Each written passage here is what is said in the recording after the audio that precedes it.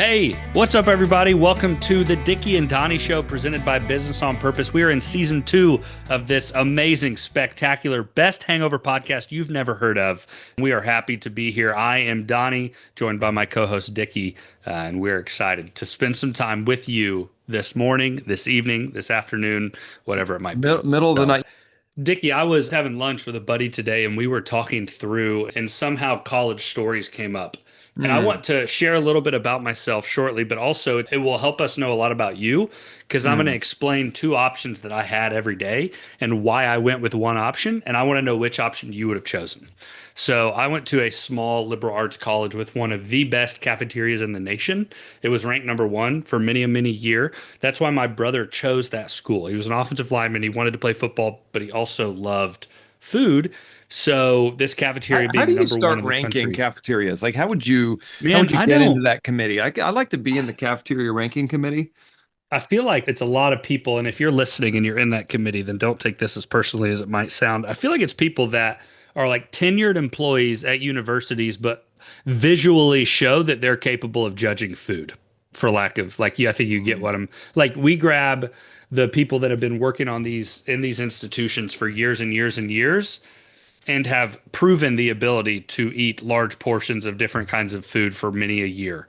And then we just throw them and say, great, that has to be the group to judge this. So I don't know what the judging was on, but I know, like, talking to my friends that went to big colleges, and they're like, yeah, we had like chicken tenders and pizza. It's like we had chicken tender day once a semester. And like guys would bring duffel bags and fill them with chicken tenders because you were like, that's the only day you were getting chicken tenders. Other than that, we had like a pizza bar. We always had a pasta. Wait a minute. You said you had the best rated cafeteria in the nation and you only had chicken tenders once a year? I'm calling your bluff, bro. Look it up. Look it up. I think I believe you. I'm just saying I'm now disrespecting because I think the ratings, it was all I don't want to say handmade, but like it was all organic, healthy, not all of it. Like we had a pizza, but I think the options, we always had a sandwich bar. We always had a salad, like giant, elaborate salad. Like I went and visited a buddy at University of Indianapolis one time and walked in, and like I think generally they had a pretty good cafeteria, but it was like your staple, like chicken sandwiches, chicken tenders, macaroni, like your kind of your buffet style stuff, and that's just what they had. And they had grilled chicken, they had some better options, they had a little salad bar, but the school I went to, Wheaton College, had this just elaborate, like I remember when parents would bring their kids on recruiting trips, they would rave about the cafeteria, and that's kind of what we're used to.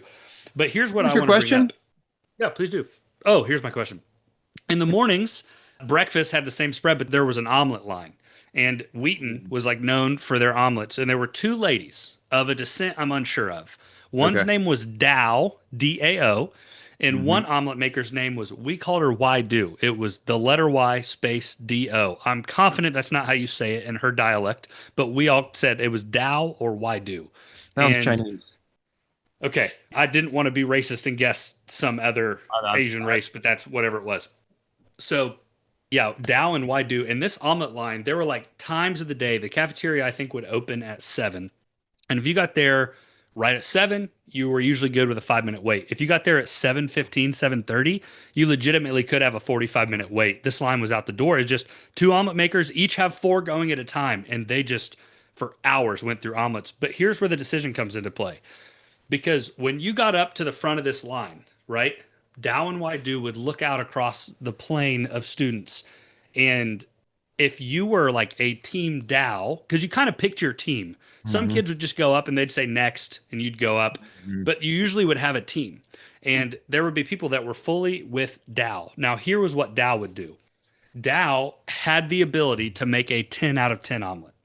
She had the ability to. Why Do didn't have the same ability. But Dow's average omelet was like a 5 or 6 out of 10 with the occasional perfect omelet. And what Dow would do is if you were on her team, she would know you, she'd know your name, she wouldn't say it clearly, but she'd know it, she'd remember your order, she'd pick you out in the crowd, you'd be 7 or 8 people back, and she'd just like point at you and point, and she had done your omelet without asking, so you like skip the line. Again, 5 to 6 out of 10, most of the time with the occasional 10 out of 10, but there was a little bit of a relationship there. Why Do, on the other hand, would never talk. I asked her so many times how to say her name, never got it. I said Mhm. hi, good morning, never got anything out of her. But Mhm. her omelets were an 8 to 8.5 out of 10 every single time. Never could make a 10, was never worse than an 8. She would never know you. You had to wait till you got up front. But her omelets were the most consistently, you knew exactly what you were getting every single time. So there were like hardcore teams. One of like, but that 10 is worth it. And one people that are like, no, I don't want the 5 out of 10 omelet. So we Yeah, had Dow. I'm waiting. I'm waiting for the good omelet every time. You're waiting with Why Do. Yeah, if she makes the best That's, omelet, I don't want to eat a bad omelet. I can't start my day out with such poor expectations. I have never in our relationship felt disconnected to you because I did not understand why it was worth Dow when Why Do made the same very good omelet every time. So So I feel you like that waited or tells you me didn't something. wait? I did wait. Oh, Oh or yeah. Why Do was my girl. If I had to go with Dow, my senior year, there was about a month there where it was Dow and some other lady. And I tell you Mm. what, that lady was not making omelets. She would stand there, but no one was going to her. There was that much trust in those two women that when one of them left, I had to go to Dow. And Yeah, so I there crazy. was cheesy egg day. It was Saturday at Chase up in Chapel Hill, and that was my big, Chase Bank. no, Chase cafeteria. It was one of our, I think they tore it Oh, down. I can't remember, but they used to have cheesy eggs, and the cheesy eggs on Saturdays were freaking bomb. I so think good. somebody Yeah. was probably hungover and just throwing tons of cheese in there. I also, when I ate at the other cafeteria on campus, I would always end my meal with a fresh waffle and a bowl of Lucky Charms.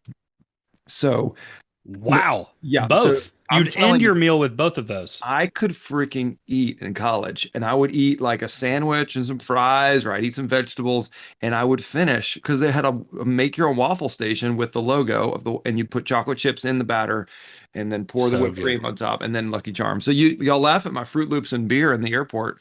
That's I just 20 years of Going training, back to man. your roots. Back to Dude, my we roots. I had our cuz I played football and I was about 225 was my playing weight and they wanted me at like 250. And I could not gain weight. I've now come into that skill set very easily. Mm. But back then I couldn't gain weight. So I would eat pretty much till I was going to throw up every meal trying to gain weight. So every lunch and dinner they'd have a soft serve ice cream machine. So I would do a bowl. I'd put a bunch of peanut butter in the bowl. I'd do a ton of granola, a ton of honey, and then ice cream and mix it all together. And Ooh, it was yes. so good. Like it was, So I can good. taste it now. So good. I'd eat that every lunch and every dinner, trying to just gain weight. And I would do other aspects of protein. I'd do a ton of peanut butter. Every football player had peanut butter in their dorm room or room, whatever it was. And I would do every breakfast, I would make 3 peanut butter and jelly sandwiches, wrap them up. I'd always have like a box of Ziplocs on me, and I'd do one between breakfast and lunch, one between lunch and practice, and then one after dinner. How many Uh, calories were you eating dude, I don't during? know, but I could Must have not been like gain weight. 5,000 calories. That's insane. Oh, it had to be. But we were like, I mean, we had a 2.5 hour practice plus a 1.5 hour like lift workout every day. Like Oh it yeah, was, we were that's a burning a grind. lot of it. Yeah. But that was the think if I didn't do all that, what I would have lost had I not done all those things. But we had, yeah, eating habits were crazy. Hmm. And now I like look at a carrot stick and it's like, here's 5 pounds. You're the I'd lucky love to winner. hear from our So listeners what was their go-to ridiculous meal in college. Like when they were either it could be a order that they were ordering from a local yeah. establishment, it could be a a special order at cafeteria, it could be Hmm. I just love to hear what our listeners What would you were say yours is? What you in just what. shared? What was your like go to craziest kind of meal that you would partake in? I mean, I was just waffles and cereal until I met my wife. I really didn't eat adventurously. Burgers, pizza. I didn't either. She made me start eating Thai food and tomatoes and Tomatoes. sushi. Did Yeah, y'all yeah, did no. y'all have steak and shakes? We did have steak and shake. We did that a couple times. Yeah. So they had a midnight item called the 7x7 burger, and it was seven Yeah. patties, seven Mhm. pieces of cheese for 777. And me and my buddies would do that Gosh, that's incredible. occasionally. That's incredible. We also, We had this place called Hector's up on Franklin Street, and they would make a cheeseburger pita, but it was chopped lettuce, tomato, two double cheeseburgers in a pita, lettuce, mustard, ketchup, mayonnaise. It was oh bomb. my gosh, It was so we good. did a Talking Wheaton. about hangover food. Seriously, Wheaton had it was so old. Like the town of Wheaton was old, like elderly, right? So that places would shut down at 7. And I mean, our college, we had one small college, one cafeteria shut down at 7. So at 7:30 after practice, you want food. We're like, where do you go? And there was a 24-hour Denny's, and for 3.99 it was bottomless pancakes and it was 99-cent coffee. So me and my buddies would grab all of our books from the library and we'd go pull an all-nighter and just eat 8 to 9 hours of pancakes and coffee to stay awake. And Dude, that I told you about my Denny's story where I threw up a hot dog in second grade and I didn't eat hot dogs for 2 decades because of a Denny's hot dog. yeah, told me I did tell you that. that. I would have remembered that. I I was love on hot dogs. So I-95 coming back from Florida with my family. I remember eating it at Denny's, and I think that's probably the only time we ate at Denny's. Not saying we're fancy, but we didn't eat at Denny's a lot. And I had a freaking hot dog, and I got home to the garage and just lost it. And I, for two oh, decades, did not eat hot dogs. I still can't eat pineapple. I'd love to know Why? that. What's the food you got sick on that you can no Yeah. longer eat? Why can't you My eat pineapple? It's delicious. Dominican Republic went on a mission trip there with my football team, and their citrusy fruit was so good, like Mm, so good. And I breakfast. housed pineapple because Mm. it was always their like meals there were pretty good. I was not an adventurous eater either, so they were always like hit or miss because they were like true, authentic Dominican meals, and I like it was hit or miss. I got digestive problems. It was going to be bad, but that fruit was great. And then there was a sickness going around, and I got it, and everything I'd eaten in the last calendar year came out, and the one of the I have things a was pineapple. similar story, except mine got stuck. I was living in Uzbekistan for a summer. This will be a wild story. And they had these apricot trees, or really fresh apricots, and I probably had Ooh, 25 and woke up in the middle of the night. Uzbekistan, we're sleeping on a floor. There's no right. air conditioning, and I thought my insides were going to be on my outsides because I was in so much pain from the amount of fruit in my stomach that had just like clamped down, and I was just writhing in pain for an hour. So no more apricots either. What'd you do? Were you able to pass it? Without, divulging too much information, the situation did resolve itself, fortunately, hours later, but Okay. Yeah, probably in Wicked style. not friendly, not friendly. Yeah. No. Hey, what are we talking about today? We probably should put a I think disclaimer on this. Start this podcast 20 minutes in if you actually care about some kind of business content. yeah, but if you care about omelets, pay attention to the whole thing. I want Absolutely. to go back. I want to take my kids to Wheaton to experience the omelet line. Like that would mean a lot to me. Mm. So Wheaton got whooped by North Central this last weekend. But anyways, we are talking about, our last couple in season 2, we've been talking about compensation. We started with a general kind of compensation calculator. What can our business afford to pay this person? We start by identifying the gap, and we did that. And then last week's episode was about how to create a pro forma to kind of show a new employee or an applicant kind of where they could go, which can sometimes allow you to take a lot of the pressure off the business by putting it onto the applicant and their expectations and whatnot. And today, I believe you are going to walk us through a tool that you've used with some clients on how to find what an applicant is worthy of in a pay range. So, for instance, if you're like, we can pay between this and this, how to find what that applicant objectively is worth. So, walk us through briefly, Dickie, how did you make this? Why'd you make it? And then, man, just walk us through it. Yeah. I had a So client does that mine. said, "Hey, how much do you pay a superintendent or an outside coordinator?" They called it. And I said, "Well, there's usually a range." They had a special book, all the prices of salaries in this region. Here's your zip code. And I said, well, let's do a little bit more work on this. And so I actually went to ChatGPT, went to my Dickie bot, and put in, here's our job role. Here's what we expect of this person. Here's the range that the Google or whatever gave us. But I said, I want to get a little bit more objective. So I think the challenge in getting salary figures is they're not objective. It's kind of like, how much do you pay somebody? I don't know. How much do you think it's worth? How much is it worth to you? I don't know, Mm. 20, 30, 80, 100. How do you make these things up, right? So I said, I want to get a little more objective data.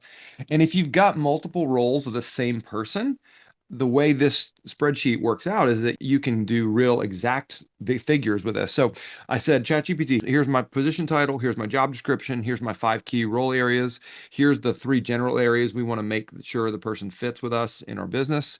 And so Mm. they gave us a weighting system, and it weights out of 100%. And so you put in minimum, maximum salary.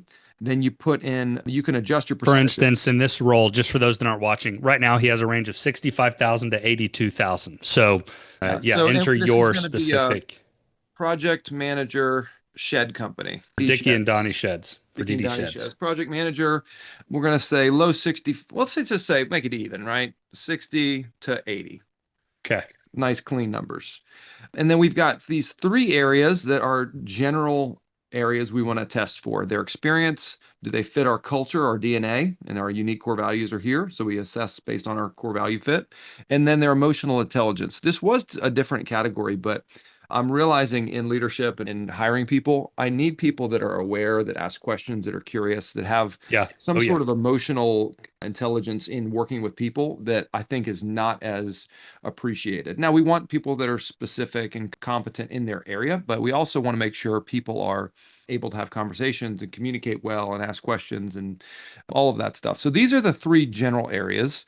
And then what we do is we take the five specific role areas of a job role. So we've written a job role, we've got a gap in our organization, and then we have procedure, field management, management and leadership, client engagement, and communication. And so each of these gets a weighting.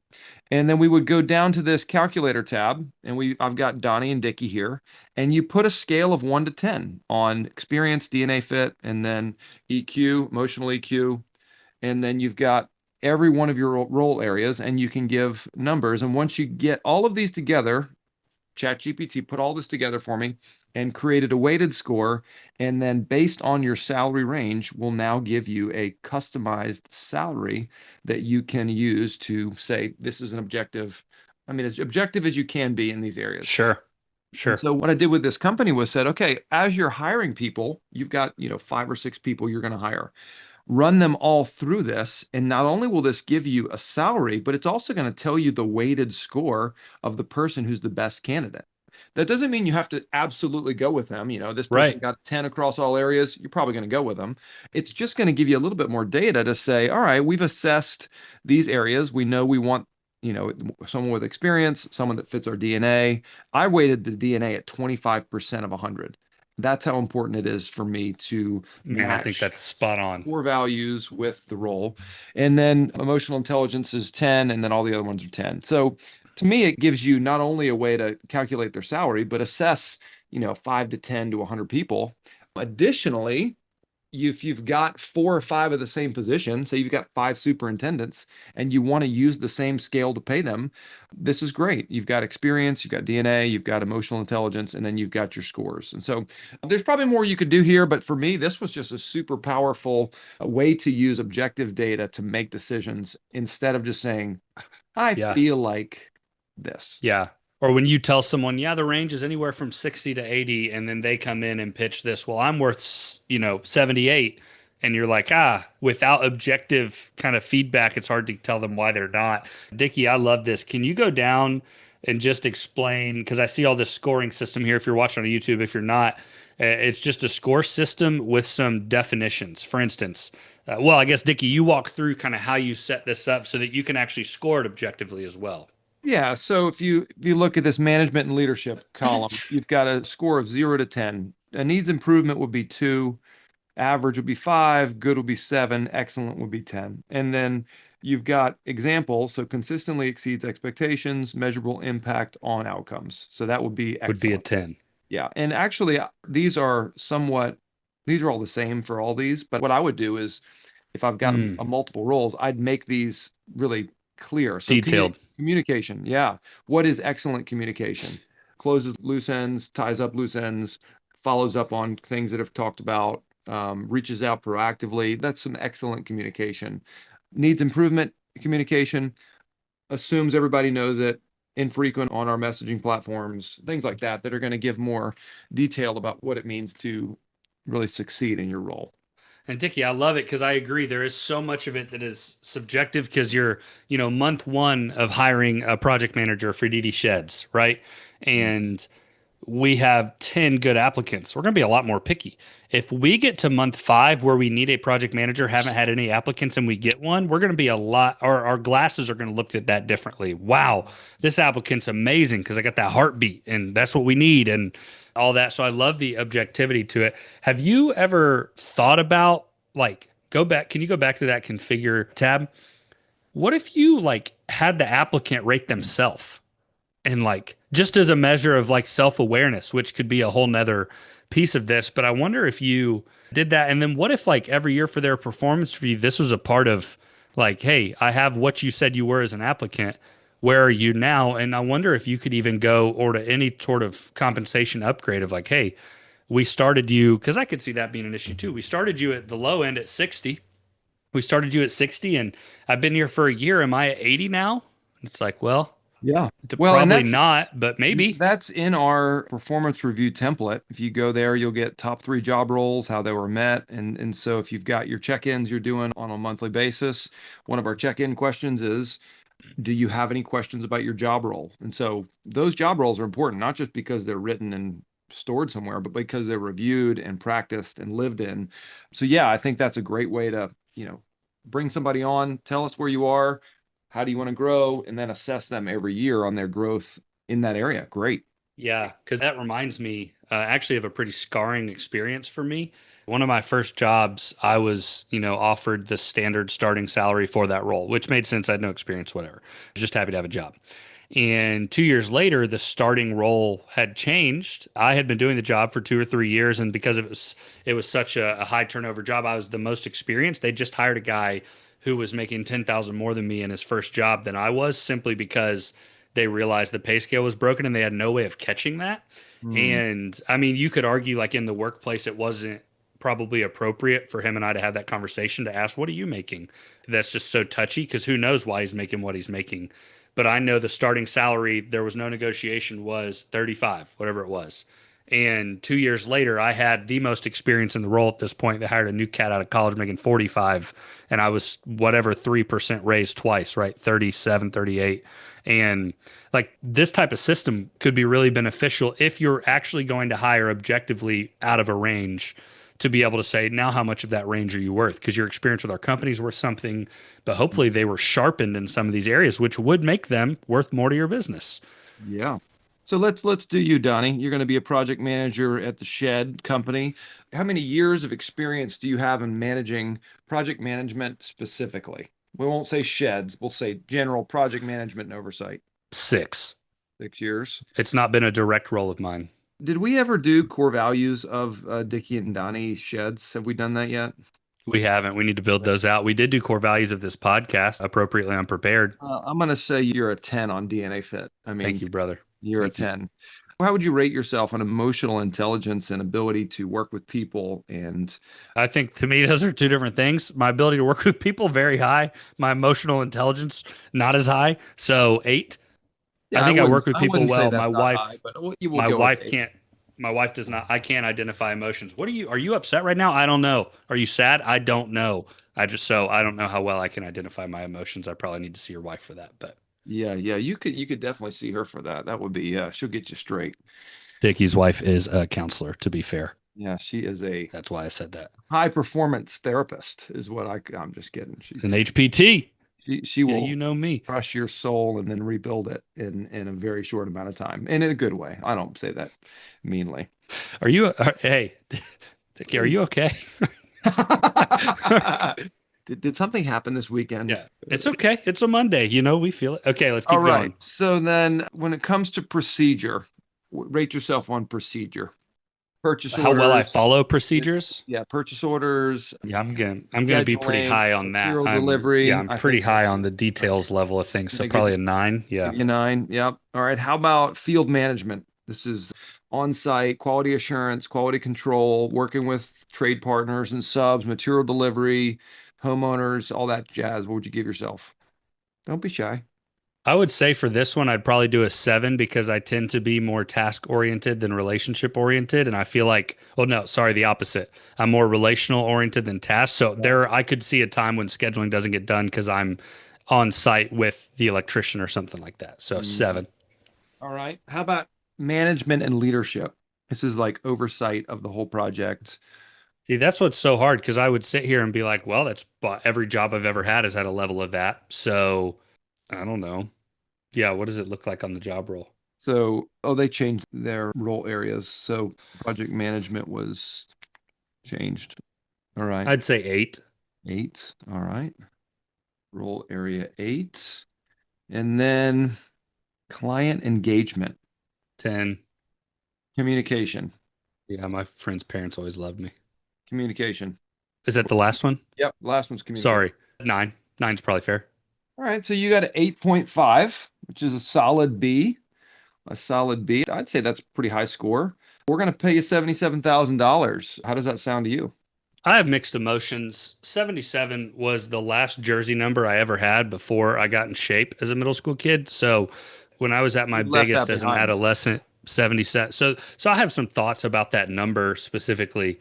That was really hard for me to grade because I feel like it was borderline like, man, I like to think I'm competent in a lot of managerial type areas, but also I don't want our listeners to think that I like, I'm not typically the most arrogant. Sometimes it happens for You're sure, good. but You're good at what you do. You're a great project manager. No shame in that. okay, I'll Let's take my 77. yeah, take your 77 and I'll just do me for fun and kind of make up numbers. Say I've got a little less experience than you. I've only got 3 years of experience. I'm still a 10 on DNA fit. I mean, we did start the show. You're a 9, says Emotional your wife. intelligence, 9. 9. Okay. What was the role area one? We've got procedure, field management. Procedure, I'm going to be lower. I don't really follow the rules that much. Field True. management's probably 8. I was pretty good in the field when I was a superintendent. Management and leadership, we'll go 9. Trying to give myself lower scores here. Client engagement, say I'm bad at that, and then maybe medium at communication. So I got a 7.35. So look, I'm 74,700. That's my salary. And that's what's crazy because you take those two, right? And let's do we talked about this a couple weeks ago. We typically add 26%, right, for the businesses. So that's 26% for a $77,000 salary. The business is typically investing $97,020. That's just that times it's 26%. If I do the 74.7, what you're worth, that's 94,122. I mean, we're talking less than a difference of $3,000 annually, which is like if $3,000 adds up. It's crazy how throw some low numbers in for me, right? A guy that's like, wow, no experience, so maybe a 1 on experience. I'm Yeah. gonna call this guy, The applicant, yeah, new guy, new new guy. guy. Yep. Experience is a 0, 1, 0. 1. DNA Okay. fit 8, 9. They're high. 9. Okay. They're just young, so 5 on emotional. And then do like 3s and 4s for the rest of these. They just don't have 34. 4.6. That gives him 69,200. So Yeah. that's about See, I like $8,000 difference. So you're saying, hey, here's the question: do you get the experienced guy for an extra $8,000, which is about $600? What's that? $600 a month? No, yep. $800. I don't know what it is. You pay extra couple $100 a month, or do you see this guy and you say he's trainable, he's teachable. I want to Yeah, grow him up. I mean, I like that people look for I do too. young hires and train them in I their do too. system. One of my clients will go and he does a lot with the local high school because he was a student at that high school and they have kind of like a trades program where they'll do workshop, wood shop, stuff like that. He's in construction and he'll go do a lot of these workshops for them and then offer guys internships and like, hey, if you're not interested in going to college, would hire you as one of our techs or one of our, you name it. And it's a good little pipeline for him because he gets guys that are interested, but he gets them young enough to where like no no no we show up on time every time and they're young enough to be like yes sir rather than the 28-year-old that's like I've never showed up on time for a job and they've never cared before. So I Can like I the can kind I of say something? And yeah, this is not founded on science or data, but I think it's my this is favorite type true. of something. And I want to submit this to you, and you tell me if this is true. Your ability to recruit, train, and develop young people in your business is directly proportional to your success, both monetarily and your longevity in business. Okay, your ability to recruit, to train, and to develop Develop young people, proportionate younger generation, or is and directly proportionate to your ability to grow your business and revenue and the longevity of your business sustaining. let me think about it. It's a great little sound bite. It's a great little sound bite. Your ability to, what was the first one? REC. What is REC? Recruit, train, and Recruit, develop. train, and develop the younger Recruit, train, generation and assess, you is could say. and directly proportionate to your ability to grow revenue and longevity as a business. I don't think there's I any think the question. key, I think the key that this is true is the fact that it's your ability to do that. I think if you changed it to your experience of doing would be different. But if you have the ability to do that, think of all like your ability to do all that means you've got things processed, you have training, you have onboarding, you have the team with the leadership and the emotional intelligence to lead different generations, which where Tim Elmore would argue this is the biggest, the most vast generational diversity the workplace has ever seen because it takes people longer to retire and to die and to grow old and to work. And, you know, you got 18-year-olds working with 70-year-olds and all of these things. I think that's spot on. I think your ability to handle a younger generation and form clay into something purposeful for your business, yeah, if you can do that, you're going to be better off both in revenue and in longevity than the company that goes and hires. There's nothing wrong with it. But if you don't do that and you go hire the guy with a 10 out of 10 experience, you don't get as many years out of those people, and you're going to have to unlearn a lot of things And you're going from to their pay a lot more experience. for them. I mean, you're paying A for lot somebody in their more. 40s. Like I've done a couple interviews these last couple weeks, and people are like, interviewing for CEO roles or other things we're hiring for, and they're like, "Oh, I need 200 grand." And all my clients, my owners that actually own the businesses, are like, "Oh my gosh, how am I going to pay you 200 grand? I mean, I can pay you 100, and I can do you earnouts, and I can do you, bonuses, but like just like a guaranteed, it's like a Yeah. huge number they've got to hit and ramp." And I keep telling my owners, there are a lot of really great, hungry, curious, wonderful people out there. You just got to expand your search. And I think Yeah. if I was going to tell you something as an owner right now, if you're hiring as an owner and this podcast came upon you, you've got to get more people into your hiring process. You've got to expand your research and view of who's out there, because there's a lot more people than you can imagine that I Mm. think that would jump in. And especially if you've got processes and core values and really good business system. Yeah. That's so good, Dickie. That is so good. I think it, and you could probably stop sharing now. Oh, right. It's fine. We've all been No. there. No, I think it's so good. I don't know if we've talked about the maturity index on our podcast yet on Dickie and Donnie. It's one of the things that we have in our executive leadership kind of training. And man, I've started using that with owners when they're looking at hiring or promoting younger kids into more managerial roles of like, hey, that guy started when he was 18. And he's raised up in the ranks now 4 or 5 years. And now it's like, well, hey, now let's put him over people. And you're going to see a couple things. One, we got to see if the guy's ready to actually lead people because it's different. Showing up to a job, getting your responsibility, and grinding is a skill set that needs to be celebrated. The ability to go and delegate a day's work to 7 or 8 different guys and then Mm. lead them emotionally, lead them when one of them says, I got a flat tire, the ability to shift all like it's just a different skill set. And it almost only happens either through getting thrown into the fire or very strong development with a strong leader. I think there's the whole like I've learned much about leadership from people that do it well, and I've learned much that people that don't do it well. Like, it almost takes one of those extremes. But I had a guy that promoted a guy and it did not go well. Still a great worker. So what they do, they popped him back down where he was, and he's killing it again. But when we walk through the maturity matrix, which is 10 different aspects, he maybe had 4 of the 10, and you're like, whew, That we got sounds to like find maturity this. index needs to be in some of our, yeah, is in that same salaries assessment of EQ. And almost in like a promotion level. Yeah, you could, like, if you're depending on the role, you would want that whether you're promoting them or whether you're, we want to go hire a guy who's currently working for this company to DD sheds at a high level job. I'd want to use it on them as well, to make sure. And at least to hear them talk through, like, one of them is reps. Like, they have reps in managerial systems and in hardships. Like, I'd want them to walk through what have your reps look like, and for them to say, well, I was a manager one time and people just never wanted to work. And you're like, okay. And you have another guy that says, man, I led 150 different people who were going through life and shakeups, and I had multiple bosses leave that I had to refigure. And you're like, okay, the reps look different.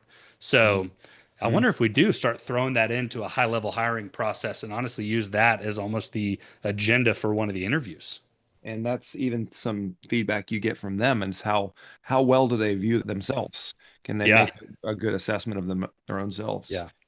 Yeah, That's so good. when I was in when I started, I started as superintendent years ago at a production builder here in Charlotte. And we were semi-custom, but there was tons of young guys, and it was a great culture because everybody's, I was green as green could be.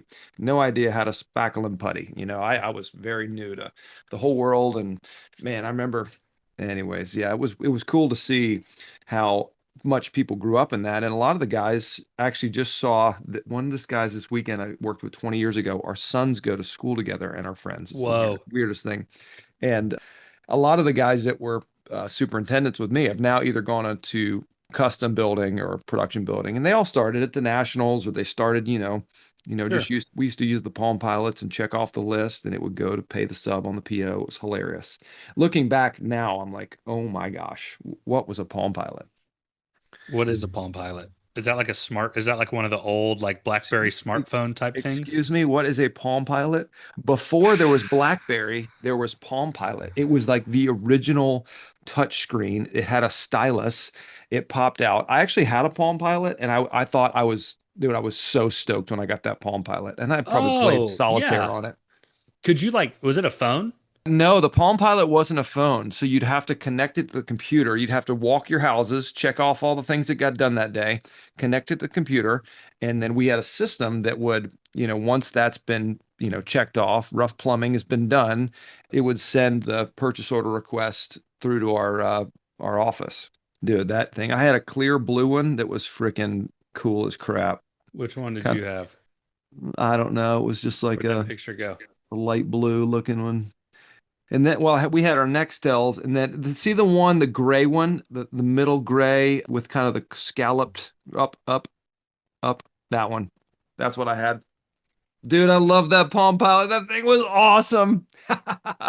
Then we got Blackberries, and oh man, Dude, life. I remember my buddy's dad had a BlackBerry, and I remember thinking like, I'd play on it when we were in the car going on a trip or whatever. And man, I remember thinking those things were so cool. And now looking back of the like how hard it was to like touch different corner or like to X something out. It was so small. And yeah, I grew.